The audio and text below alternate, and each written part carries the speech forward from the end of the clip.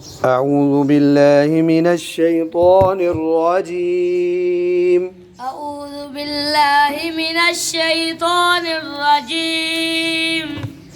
بسم الله الرحمن الرحيم. بسم الله الرحمن الرحيم. ما يود الذين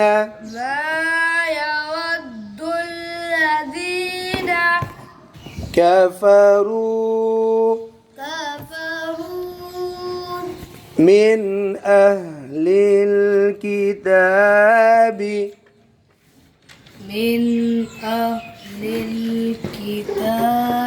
जी من أهل الكتاب ولا المشركين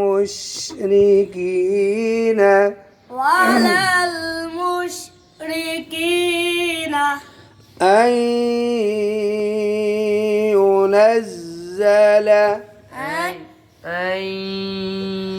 ينزل عليكم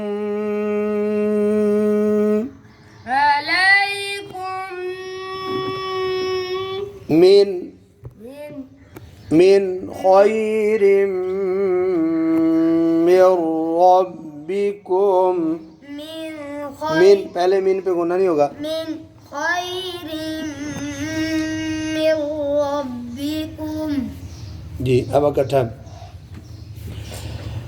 ما يود الذين كفروا من أهل الكتاب ولا المشركين أن ينزل ما يود الذين كفروا من أهل الكتاب ولا المشركين أن ينزل आपने गुन्ना पूरा नहीं किया तो रिपीट करते हैं أن ينزل عليكم من خير من ربكم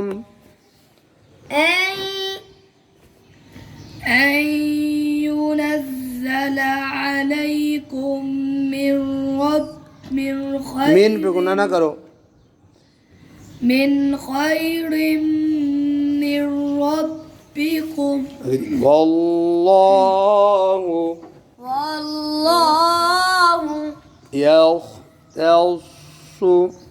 يختص برحمته من يشاء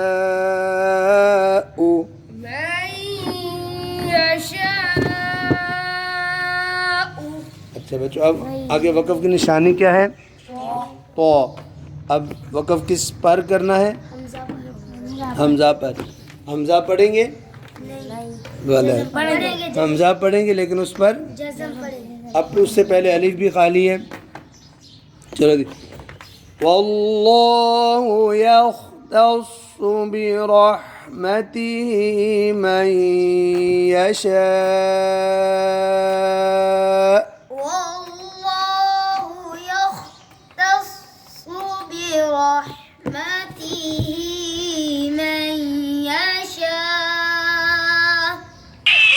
जी दोबारा जी वल्लाहु यख्तस्सु बिरहमतिही मन यशा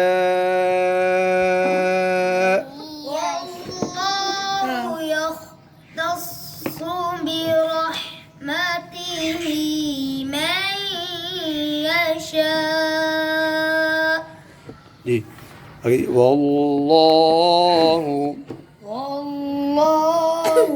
जी बच्चों अब है आगे जू आगे क्या है और उसके बाद है अल-फज़ली फौद दौद पे कलकला नहीं करना है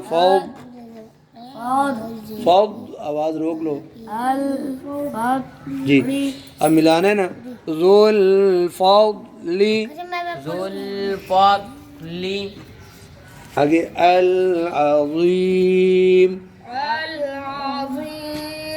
वल्लाहु ज़ुल फ़ज़लिल अज़ीम। वल्लाहु ज़ुल फ़ज़लिल अज़ीम। जी बच्चों, अज़ीम वक़फ़ किया ना तो कितने साकिन पढ़े हमने? दो, एक या और एक मीम। तो दो साकिन कब पढ़े जा सकते हैं? जब वक़फ़ करें, जब जी भाई, दो साकिन कब पढ़े जाते हैं? जब वक़फ़ करना हो तो दो साकिन इकट्ठे पढ़े जा सकते हैं, पढ़े जा सकते हैं। वल्लाहु ज़ुल फ़ज़लिल अज़ीम।